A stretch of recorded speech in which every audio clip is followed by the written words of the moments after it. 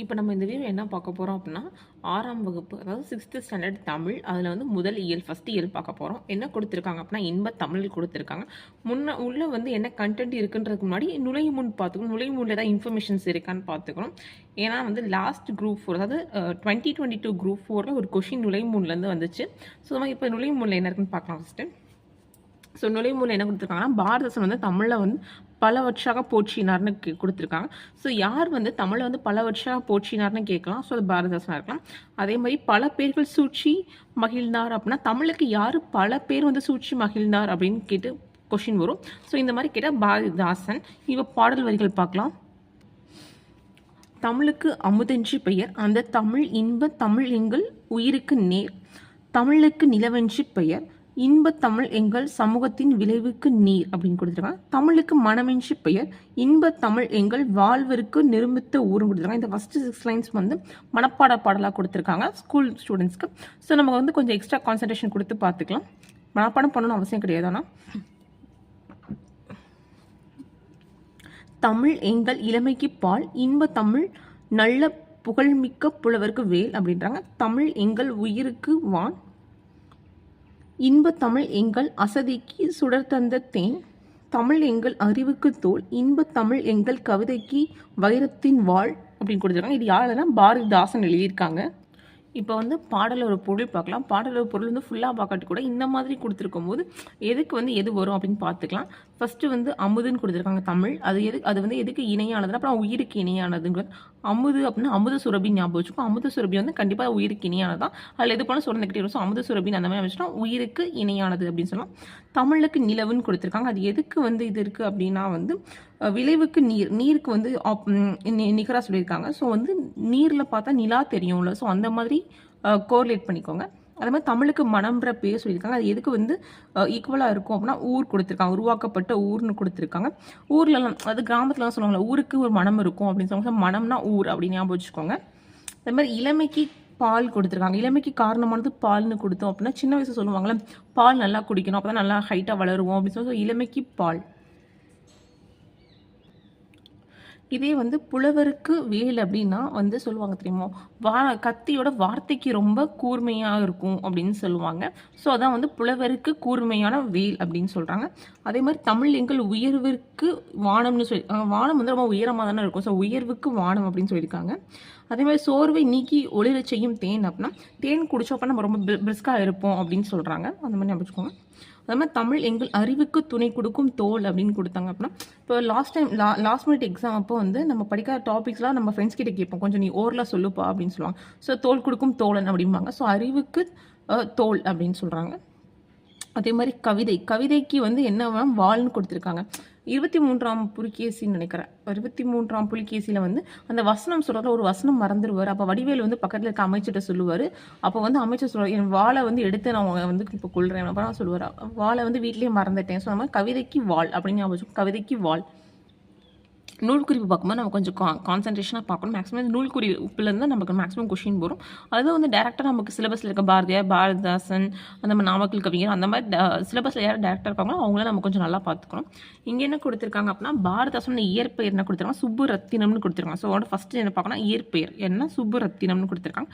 அப்புறம் ஏன் அவர் பாரதிதாசன் பேர் மாற்றினார்னா பாரதியார் மீது கொண்ட பற்றுனால அப்படின்னு சொல்லியிருக்காங்க. அவர் மீது கொண்ட பற்றுனால வந்து பாரதிதாசன் பேர் மாற்றிக்கிட்டாரு, சுப்பு ரத்தினம்ன்றத.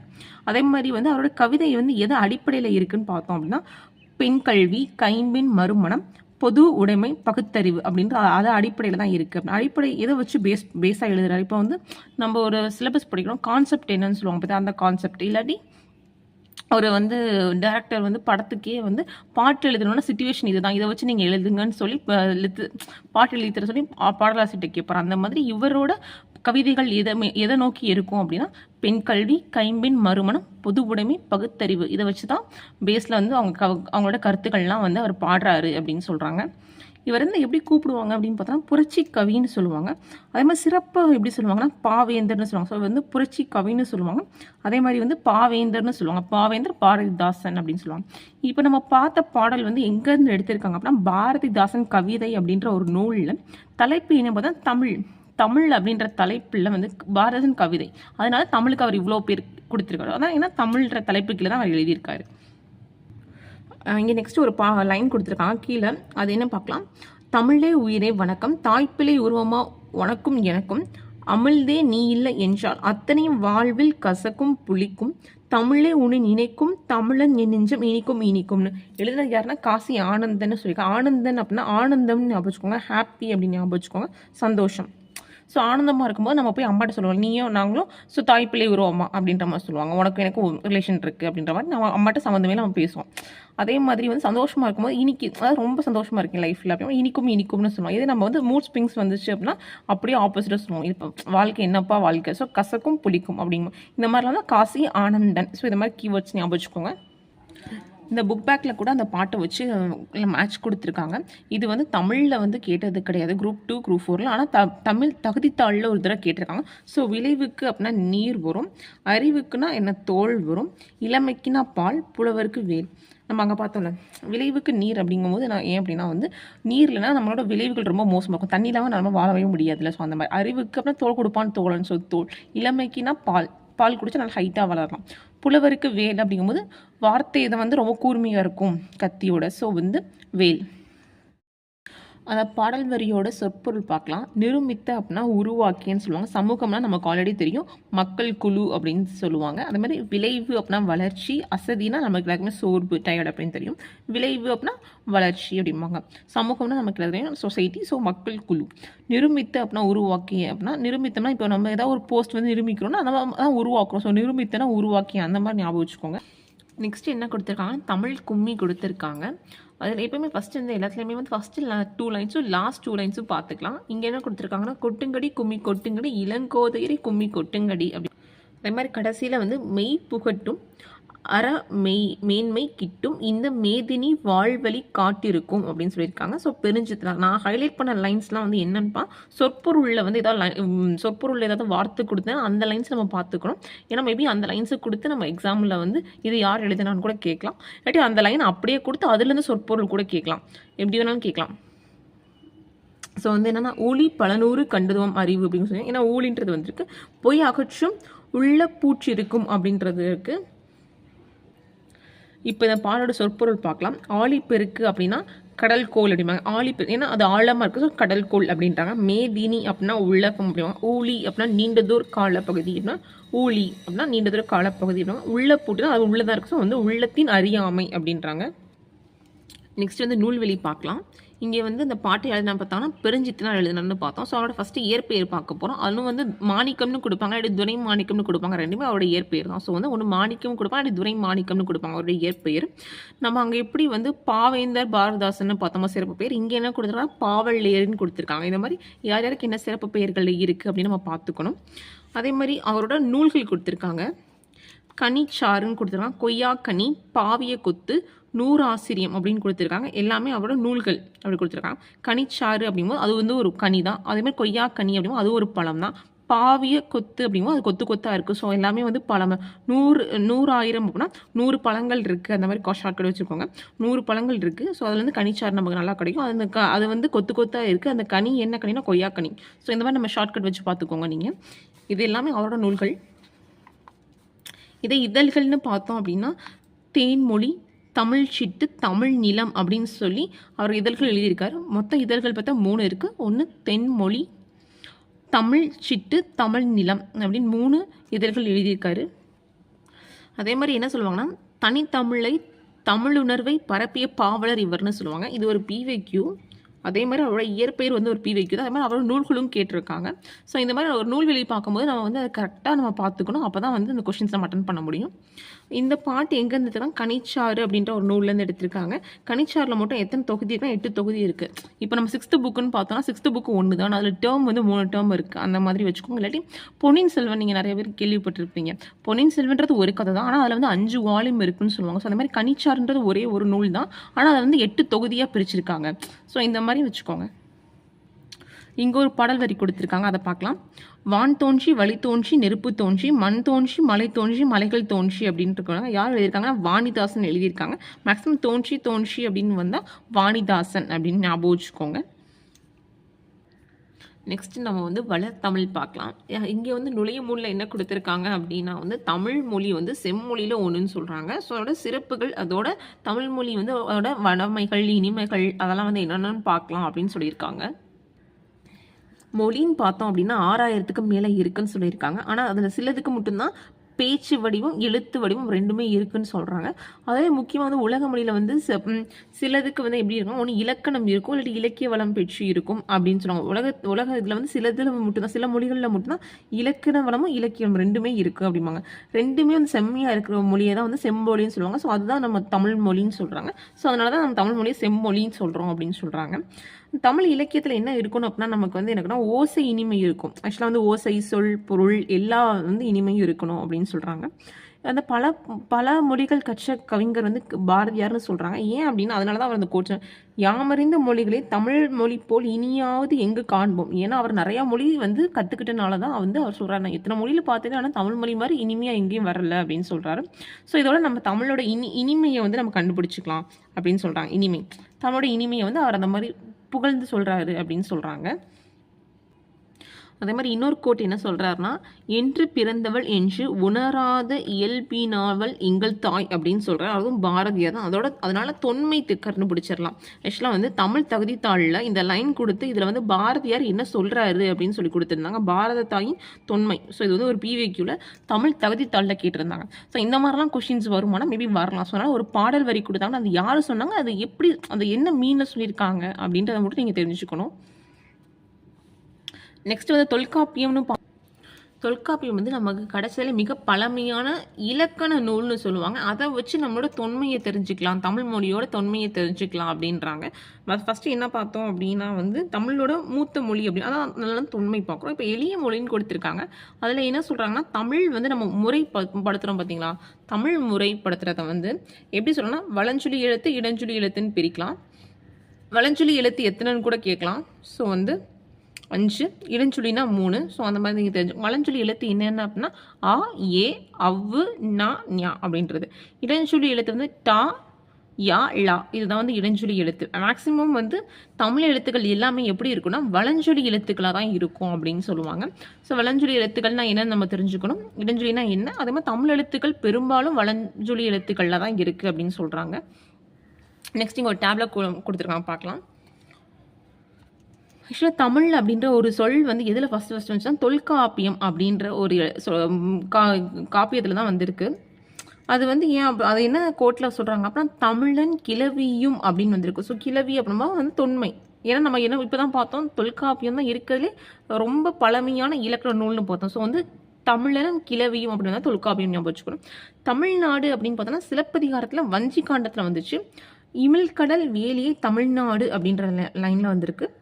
ஆக்சுவலாக வந்து சிலப்பதிகாரத்தில் தமிழ்நாடு வஞ்சி காண்டம்னு பார்த்தோம் அப்படின்னா நம்ம வந்து சிலப்பதிகாரத்தில் வந்து கண்ணகி வந்து மதுரையை எரிச்சாங்கன்னு நம்ம வந்து கேள்விப்பட்டிருப்போம். அது எங்கே இருக்குது, தமிழ்நாட்டில் தான் இருக்குது. ஸோ தமிழ்நாடுன்ற வார்த்தை சிலப்பதிகாரத்தில் தான் வந்திருக்கு அப்படின்னு ஞாபகம் வச்சுக்கோங்க. தமிழன் அப்படின்ற வார்த்தை வந்து அப்பர் தேவாரம்னு சொல்லுவாங்க. தமிழன் கண்டாய் அப்படின்றாங்க. ஸோ வந்து இப்போ வந்து அதை எப்படி நம்ம ஞாபகம் வச்சுக்கலாம், அப்பர் தேவாரம் அப்படின்னா அப்பா வந்து தேவாரம் பாடுறாரு அப்படின்னு ஞாபகம் வச்சுக்கோங்க. மேக்ஸிமம் நம்ம தமிழனாக தான் இருப்போம். ஸோ வந்து தமிழன் அப்படின்னா அப்பர் தேவாரம், தமிழன் கண்டாய் அப்படின்னு ஞாபகம் வச்சுக்கோங்க. நெக்ஸ்ட் வந்து சீர்மை மொழி அப்படின்னு பார்த்தோம் அப்படின்னா இதில் வந்து சீர்மை, ஆக்சுவலாக வந்து சீர்மை அப்படின்னா என்ன அப்படின்னா ஒழுங்குமுறையை வந்து சொல்கிறது தான் அப்படின்னு சொல்கிறாங்க. ஒழுங்குமுறையை வந்து குறிக்கிற சொல் அப்படின்னு சொல்லுவாங்க. அதில் வந்து திணையை வந்து 2 வகை திணையாக பிரிக்கலாம். திணை வந்து 2 வகையாக பிரிக்கலாம். அது என்ன உயர்திணை, அக்ரிணைன்னு சொல்லுவாங்க. ஆக்சுவலாக உயர்திணைக்கு வந்து எதிர்ச்சொல் வந்து தாழ்த்திணைன்னு தான் வரணும். ஆனால் தமிழில் வந்து அப்படி சொல்லாமல் அக்ரிணைன்னு சொல்கிறோம் நம்ம. அக்ரிணை எப்படி பிரிப்பாங்கன்னா அல்குடல் திணை அப்படிம்பாங்க. உயர்வு அல்லாத திணை அப்படின்னு மீனிங் அதுக்கு. அல்குடல் திணை அப்படின்னா உயர்வு அல்லாத திணை அப்படின்னு அர்த்தம். அதே மாதிரி பாகற்காய் அப்படின்னா நம்ம கேட்டோன்னே என்ன சொல்லலாம், அது கசப்பு காய் அப்படின்னு நம்ம சொல்கிறோம். ஆனால் அப்படி சொல்லாமல் இனிப்பு அல்லாத காய் பாவற்காய் அப்படின்னு நம்ம தமிழில் சொல்லணும்னு சொல்லி கொடுத்துருக்காங்க. அது என்ன சொல்கிறாங்கன்னா பாகுக்கூட்டல் அல்குடல் காய் அப்படின்னா பாகற்காய் அப்படி பிரிச்சிருக்காங்க. பாகுக்கூட்டல் அல்குடல் காய் இது வந்து ஒரு பிவைக்கு கொஷின் தான். இதுவும் வந்து பிரித்து எழுதுல பிவைக்கில் ஓல்டில் கேட்டிருக்காங்க. இங்கே என்ன சொல்கிறாங்க அப்படின்னா தொல்காப்பியமும் நன்னூல் ரெண்டுமே என்ன சொல்கிறாங்க இலக்கண நூல்னு சொல்லுவாங்க. இலக்கண நூல் அப்படின்னா நமக்கு என்ன தெரியும், ஏன்னா நம்ம வந்து இலக்கண நூல் வந்து ரொம்ப பழமையான இலக்கண நூல் என்ன பார்த்தோம், தொல்காப்பியம். இங்கே தொல்காப்பியம் நன்னூல் 2 கொடுத்துருக்காங்க. அதே மாதிரி 8 தொகை 10 பாட்டு அப்படின்னா அது இலக்கியங்களில் வரும் அப்படின்வாங்க. இலக்கியங்கள் 8 தொகை 10 பாட்டு. 8 தொகை அப்படின்னா 8 நூல்களும் 10 பாட்டில் 10 நூல்களும் இருக்கும். அதான் 8 தொகை 10 பாட்டு 2 எதில் வேணால் இலக்கியங்களில் வரும்னு சொல்கிறாங்க. இதே திருக்குறள் நாலடியார்னு பார்த்தோன்னா வந்து அதை வந்து அறநூல்னு சொல்கிறாங்க. ஏன் அப்படின்னா திருக்குறளுக்கு அப்புறம் நாலடியார் தான் ரொம்ப சிறப்பிச்சு சொல்லுவாங்க. அதான் வந்து 4ம் 2ம்னு சொல்லுவாங்க. 4னா நாலடியார், 2னா திருக்குறள். ஸோ வந்து 4ம் 2ம் அப்படின்றது வந்து அறநூல் அப்படின்றாங்க. இது சிலப்பதிகாரம் மணிமேகலை அப்படின்னா அது வந்து காப்பிய இலக்கியம்.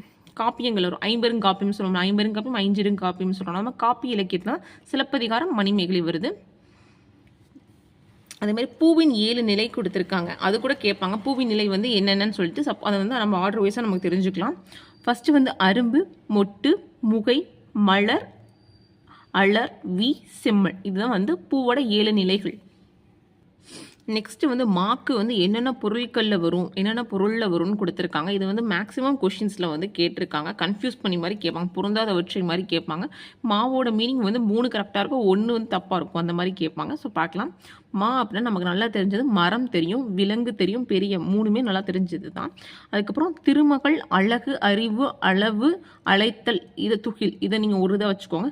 திருமகள் அப்படின்னா ஒரு பெண் அப்படிங்கும்போது ஸோ அவங்க அழகாக இருப்பாங்க, அறிவாக இருப்பாங்க. அந்த மாதிரி அவங்க கூப்பிட்றாங்க அழைத்தல் அப்படின்னு வச்சுக்கோங்க. அவங்க மேன்மையாகவும் இருப்பாங்க அப்படின்னு வச்சுக்கோங்க. நெக்ஸ்ட் வந்து வயல், வண்டு.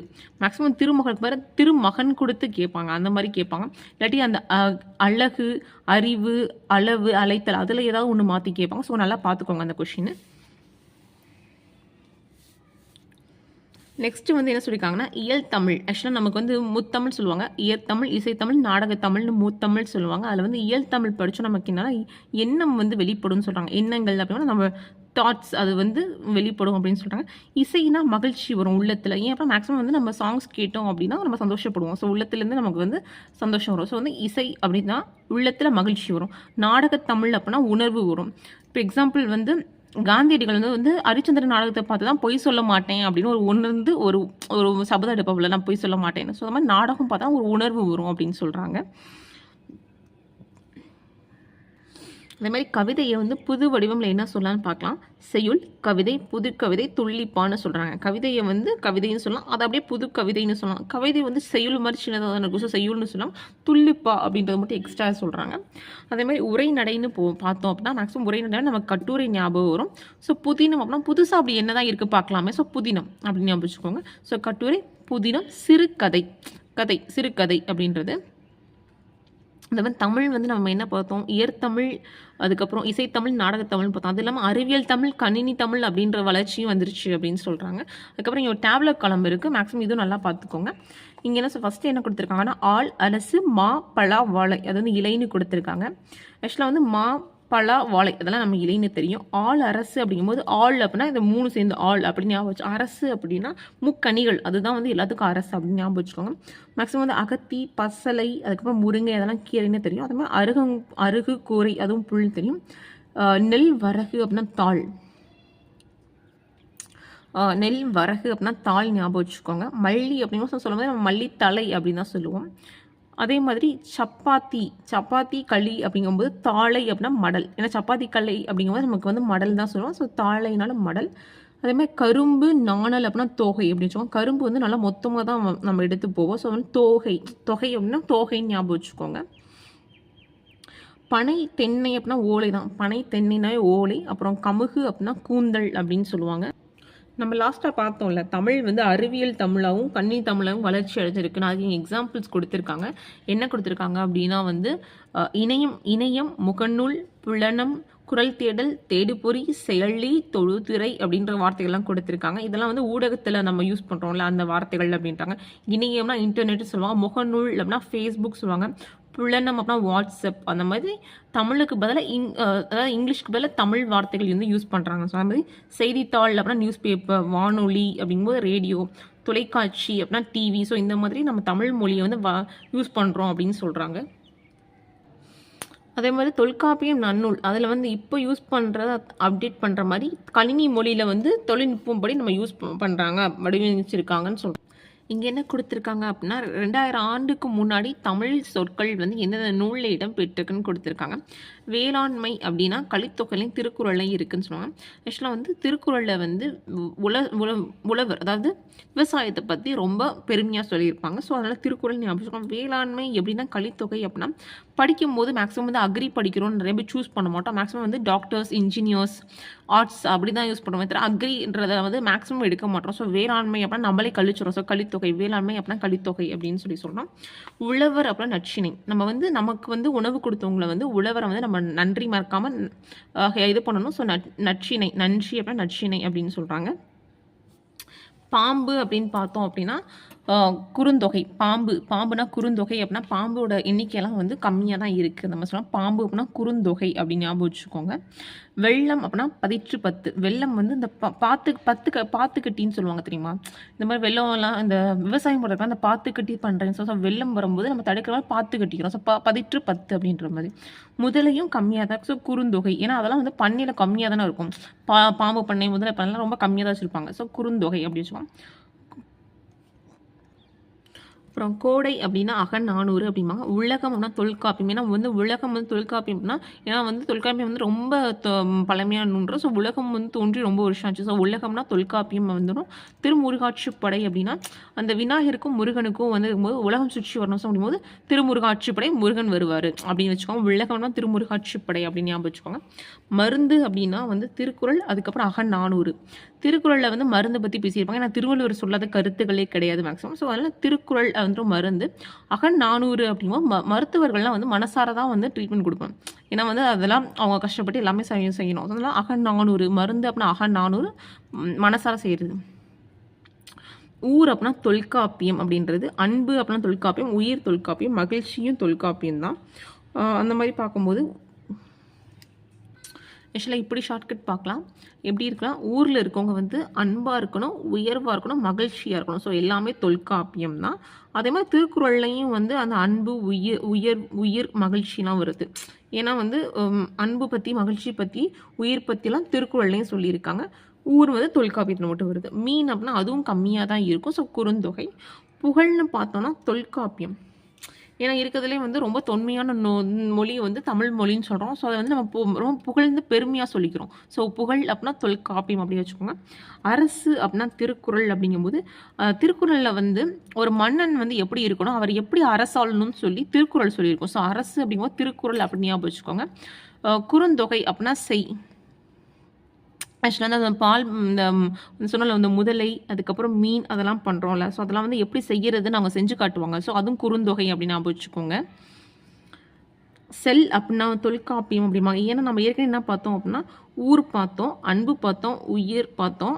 ஸோ எல்லாமே வந்து தொல்காப்பியத்தில் வருது. செல் அப்படிங்கும்போது ஊருக்கு போகணும் அப்படின்னு சொல்கிற மாதிரி. ஸோ அதுவும் தொல்காப்பியம். செல் அப்படின்னா தொல்காப்பியம் அப்படின்னு வச்சுக்கோங்க. நெக்ஸ்ட் வந்து பார் அப்படின்னா பெரும்பானாட்சி படை அப்படிங்கும்போது நம்ம பார்க்குறது வந்து ரொம்ப பெருமையாக பார்க்கணும் அப்படிங்கும்போது. ஸோ பெரும்பானாட்சி படை இல்லாட்டி எல்லாரும் நம்மளே பெருமையாக பார்க்கணும் அப்படின்னா அந்தளவுக்கு நம்ம நடந்துக்கணும். ஸோ பார் அப்படின்னா பெரும்பானாட்சி படை அப்படின்னு ஞாபகம் வச்சுக்கோங்க. முடி அப்படின்னா தொல்காப்பியம் அப்படிங்கும்போது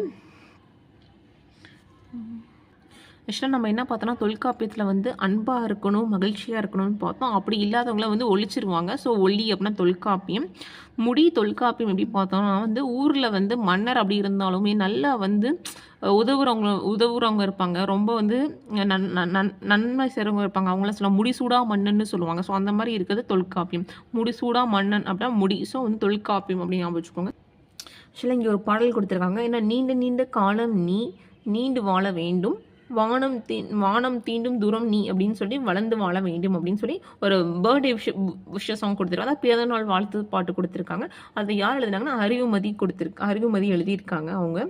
இங்கே என்னன்னா நம்ம 2 தான் வச்சுக்கலாம். ஒன்று என்ன அப்படின்னா நம்ம வந்து விஷ் பண்ணும்போது ரொம்ப வந்து அறிவாக விஷ் பண்ணுவோம். நீங்கள் நல்லா இருக்கணும், ஸோ நீங்கள் வந்து இப்படி இருக்கணும் அப்படி இருக்கணும்னு சொல்லி விஷ் பண்ணுவோம். ஸோ அப்படிங்கும் அறிவாக விஷ் பண்ணுறது. இன்னொன்று என்ன அப்படின்னா நம்ம இப்போ வந்து சொசைட்டி வளர வளர நம்ம இன்டெலிஜென்ஸை வந்து அப்டேட் பண்ணிக்கிறதுக்காக நம்ம நிறையா வந்து நிறைய திங்ஸ் வாங்குகிறோம், நிறைய டெக்னாலஜி அப்டேட் பண்ணிக்கிறோம், நிறைய டெக்னாலஜி அடாப்ட் பண்ணுறோம். ஸோ அங்கே நம்ம அறிவு வந்து இது பண்ணும்போது நமக்கு நிறைய தேவைப்படுது. ஸோ வேண்டும் அந்த மாதிரி நெக்ஸ்ட் இங்கே என்ன கொடுத்துருக்காங்க, கனவு பழித்தது கொடுத்துருக்காங்க. ஃபர்ஸ்ட் இதில் என்ன சொல்லியிருக்காங்கன்னா, தமிழில் வந்து இயல், இசை, நாடகம் மட்டும் இல்லாமல் அறிவியலும் இருக்குது. அதுவும் இல்லாமல் அது இப்போ கிடையாது, முன்னாடி இலக்கியங்கள் அந்த வகையிலாவே அறிவியல் செய்திகள் நிறைய இருக்குது. அதை நம்ம இப்போ பார்க்கலாம் அப்படின்னு. ஃபஸ்ட்டு இங்கே யார் கொடுத்துருக்காங்கன்னா, தொல்காப்பியம் எழுதுனா தொல்காப்பியர் கொடுத்துருக்காங்க. அவங்க என்ன சொல்லியிருக்காருன்னா, உயிரினங்களை ஓரறிவு முதல் 6 அறிவு வரைக்கும் அவர் தான் வகுத்திருக்காருன்னு சொல்லியிருப்பாங்க. ஆக்சுவலாக செம்மொழியான தமிழ் மொழி சாங் கேட்டிருக்கீங்களா நீங்கள்? இந்த கோயம்புத்தூரில் மாநாடு நடந்துச்சு, அப்போ வந்து அங்கே பாட்டில் வந்து இந்த லைன் வரும். அப்படியே ஓரறிவு முதல் 6 அறிவு வந்து வகுத்தது வந்து தொல்காப்பியர் தான் அப்படின்னு அந்த லைனே வரும். ஸோ இந்த மாதிரி நீங்கள் கோரிலேட் பண்ணி படிச்சுக்கிட்டிங்கன்னா ஃபஸ்ட்டு தமிழ் படிக்கிறவங்களுக்கு மேக்ஸிமம் வந்து மறக்காது. அதே மாதிரி வந்து ஐம்பூதங்களை எப்படி வகுத்திருக்காருன்னு பார்த்தோன்னா, நிலம், நீர், நெருப்பு, காற்று, ஆகாயம் அப்படின்னு சொல்லி இந்த 5 தான் இருக்குது அப்படின்னு சொன்னால் இந்த ஆர்டருமே நமக்கு ஞாபகம் வச்சுக்கணும். ஏன்னா எக்ஸாமில் இந்த ஆர்டர் கூட கேட்பாங்க.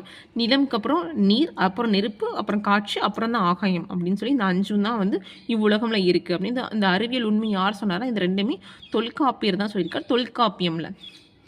நெக்ஸ்ட் என்ன சொல்லியிருக்காங்க அப்படின்னா, கடல் நீர் வந்து ஆவியாகி மேகமாகுது, அதுக்கப்புறம் அது குளிர்ந்து கீழே மழையாக வருதுன்னு சொல்லியிருக்காங்க. அது எந்த இலக்கியத்தில் சொல்லியிருக்காங்க அப்படின்னா, முல்லைப்பாட்டு, பரிபாடல், திருக்குறள், கார் 40, திருப்பாவை அப்படின்னு சொல்லியிருக்காங்க. இதுக்கு வந்து நம்ம ஷார்ட்கட் என்ன பண்ணிக்கலாம் அப்படின்னா, முல்லை வந்து காரில் போகிறாங்க, அப்போ பாட்டு பாடுறாங்க. என்ன பாட்டுனா திருப்பாவை பாட்டு பாடுறாங்க.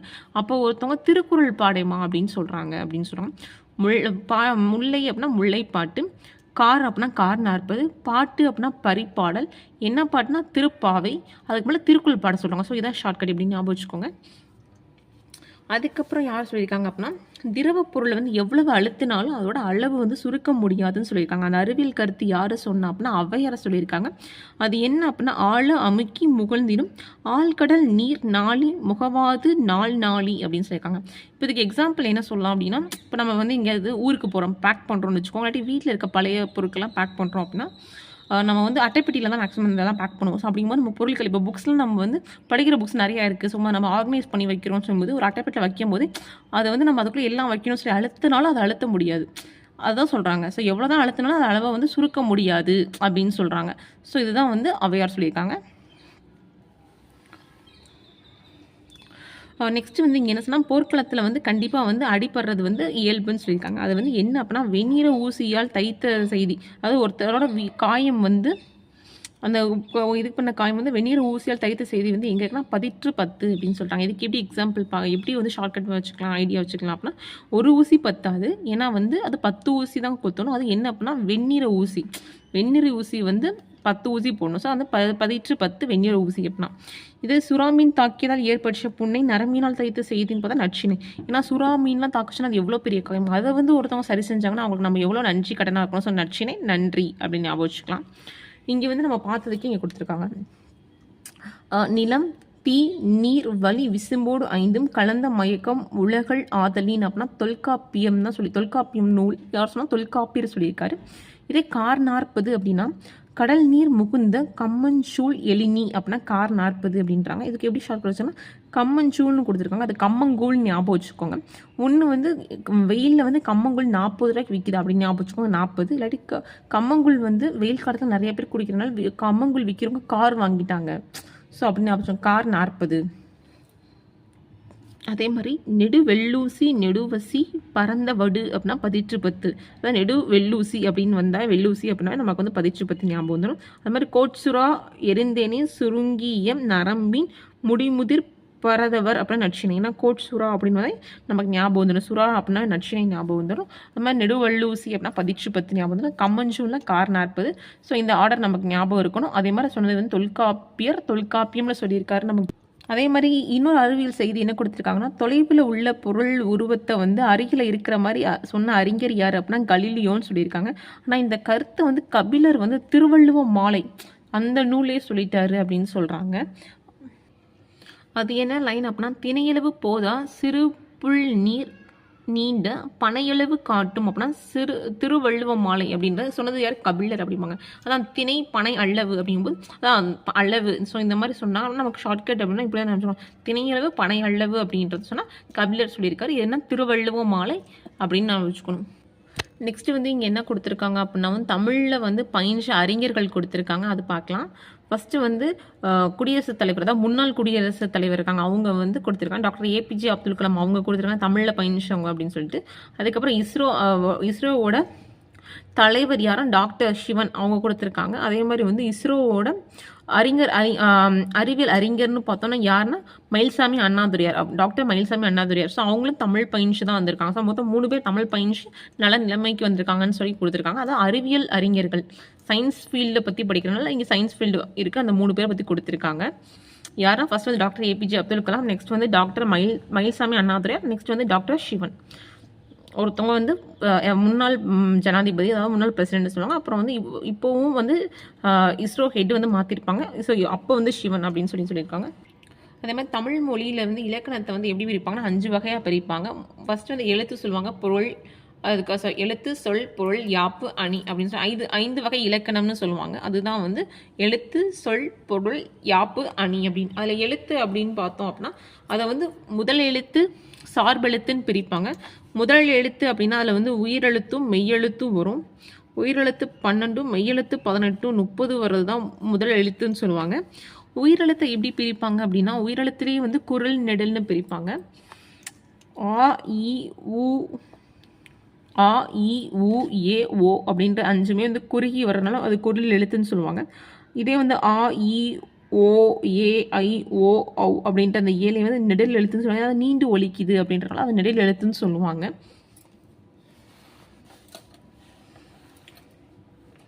இங்கே என்ன கொடுத்துருக்காங்கன்னா மாத்திரை பற்றி கொடுத்துருக்காங்க. குரல் எழுத்துக்கு 1 மாத்திரை, நெடில் எழுத்துக்கு 2 மாத்திரை அப்படி கொடுத்துருக்காங்க. மெய்யெழுத்தை 3ஆக பிரிச்சிருக்காங்க. மெய்யெழுத்து 18ன்னு சொல்லல, இக்கு, இங்கு, இச்சு, இஞ்சி, இட்டு, இன்னு அந்த மாதிரி இருக்க அந்த 18 எழுத்தை 3ஆக பிரிச்சிருக்காங்க. ஃபர்ஸ்ட் வந்து வள்ளினம் அப்படின்னா கசட தபரன்னு சொல்லுவாங்க. மெல்லினம் அப்படின்னா என்னென்ன நம்ம என்னன்னு சொல்லுவாங்க. இடையினம் அப்படின்னா எரள வரலன்னு சொல்லுவாங்க. ஸோ இந்த 3ஆக பிரிச்சிருக்காங்க. இந்த 3லேயும் 6 இருக்கும். ஸோ மொத்தம் 18 எழுத்து. எப்படி மாத்திரை வந்து குரலுக்கு 1 நெடலுக்கு 2ன்னு பார்த்த மாதிரி மெய்யெழுத்துக்கு வந்து அரை மாத்திரை அப்படின்னு சொல்லியிருக்காங்க. இங்கே மாத்திரைக்கு எடுத்துக்காட்டு கொடுத்துருக்காங்க பாருங்க. கபிலர் அப்படின்னா 3 மாத்திரை கொடுத்துருக்காங்க. ஏன் அப்படின்னா கா வந்து குரல் 1, பீன்றதும் குரல் 1, லான்றது குரல் 1, இருன்றது வந்து மெய்யெழுத்து அப்படின்னால நம்ம அரை மாத்திரை பார்த்தோம்னா 3 மாத்திரை அப்படின்னு சொல்லி பார்த்துருக்காங்க. மாத்திரை அளவும் சிலத்தில் கேட்பாங்க நமக்கு இலக்கணம்ல எப்படி கவுண்ட் பண்ணுறது அப்படின்னு சொல்லிட்டு. நெக்ஸ்ட் வந்து கலைச்சொற்கள் பார்க்கலாம். ஆக்சுவலாக வளஞ்சுழி அப்படின்னா என்னன்னா கிளாக் வைஸ் அப்படின்னு சொல்லுவாங்க. இடைச்சுழி அப்படின்னா ஆன்டி கிளாக் வைஸ் அப்படின்னு சொல்லுவாங்க. இணையம் அப்படின்னா இன்டர்நெட், குரல் தேடல் அப்படின்னா வாய்ஸ் சர்ச், தேடுபொறி அப்படின்னா சர்ச் இன்ஜின், தொடுத்திரை அப்படின்னா டச் ஸ்க்ரீன், முகநூல் அப்படின்னா ஃபேஸ்புக், செயலி அப்படின்னா ஆப், புலனம் அப்படின்னா வாட்ஸ்அப், மீன் அஞ்சல் அப்படின்னா இமெயில், அதாவது எலக்ட்ரானிக் மெயில் அப்படின்னு சொல்லுவாங்க. ஆக்சுவலாக வந்து இது கலைச்சொற்கள் அப்படிங்கும்போது இது டைரெக்டாக சிலபஸில் கவர் ஆகும். நமக்கு எதில் கவர் ஆகும் அப்படின்னா வந்து ஆங்கிலத்துக்கு இணையான தமிழ் சொற்கள் அப்படின்னு சொல்லி கேட்பாங்க. இதோட 6th ஃபர்ஸ்ட் இயல் வந்து கம்ப்ளீட் ஆகுது. வீடியோ பிடிச்சிருந்துச்சுன்னா லைக் பண்ணுங்கள், அப்படியே ஷேர் பண்ணுங்கள், கொஞ்சம் கமெண்ட் பண்ணுங்கள் கைஸ். தேங்க்யூ.